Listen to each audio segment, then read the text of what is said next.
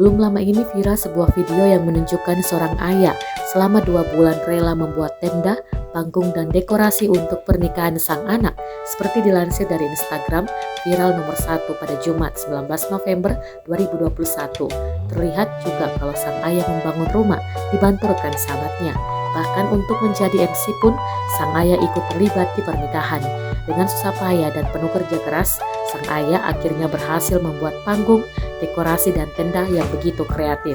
Pengunggah video menuliskan caption mengenai pengerjaan tenda, dekorasi, dan panggung yang dikerjakan ayahnya. Pengerjaan tenda, dekorasi, panggung dikerjakan ayah dalam waktu 2 bulan sebelum aku nikah. Tulisnya, apa kayak gini dikategorikan ayah yang pelit? Tulisnya, admin dari Instagram viral nomor 1 memberikan komentar terkait video viral tersebut. Seorang ayah akan melakukan apapun agar bisa membahagiakan anaknya. Tulis Instagram viral nomor 1.